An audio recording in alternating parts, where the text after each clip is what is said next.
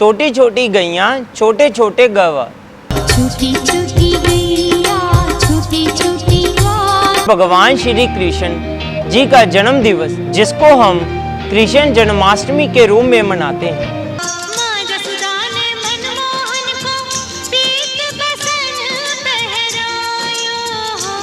जब भी भगवान श्री कृष्ण का नाम आता है तो उनकी प्रिय गौ माता का भी नाम उसी समय आता है, क्योंकि हमेशा यह माना जाता है कि जब भगवान श्री कृष्ण ने अपना कृष्ण अवतार गौ माता की सेवा करने के लिए ही लिया था, और भगवान श्री कृष्ण हमेशा गौ माता को अपनी आराध्या मानते हैं। अगर हम गौ माता की सेवा करते हैं तो माने हम भगवान श्री कृष्ण को खुश करते हैं। रामा की कहानी इसी के उल्ट है। गौ माता को भगवान श्री कृष्ण ने इतना स्नेह किया कि उन्होंने कभी भी गौ माता को कष्ट नहीं आने दिया। रामा को कुछ लोगों ने सड़क पर फेंक दिया और वह चले गए। उसी रात हमें फोन आया तो हम पहुंचे।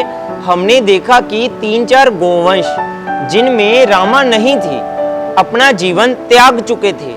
उनकी मृत्यु उसी समय हो चुकी थी।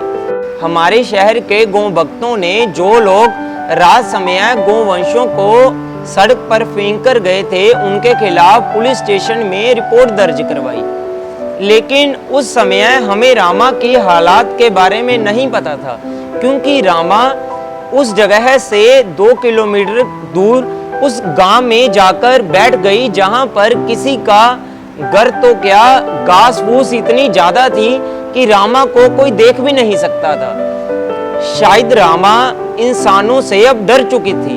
तो हम वहां पर पहुंचे और रामा की हालत देखने के बाद हम उसे यहाँ ले आए। अब बात यह है कि रामा को तो हम अपने पास ले आए, लेकिन उस समय जो गोवंश उस रात उस रोड पर पड़े रहे, उनका क्या? आज जन्माष्टमी के त्योहार पर अनेकों लोग भगवान श्री कृष्ण के मंदिर में जाएंगे, लेकिन वह गौशाला में नहीं आते। भगवान श्री कृष्ण ने धरती पर गौ माता की सेवा के लिए अवतार लिया, लेकिन हमने उन्हीं की गौ माता को इतने कष्ट दिए। मेरा सवाल उन सब से है जो आज भगवान के मंदिर में जाएंगे। क्या आप गौशाला में आकर भी गौ माता की भी सेवा करेंगे? क्या आप उन्हें भी भोजन लगाएंगे जैसे आप भगवान श्री कृष्ण को लगाते हैं? क्योंकि गौ माता एक चलता फिरता मंदिर है। अक्सर मैं यह बात दोहराता रहता हूं कि अगर कम से कम भारत में एक मंदिर 10 गौ माता को रख ले तो गौ माता की इतनी दुर्दशा ना हो।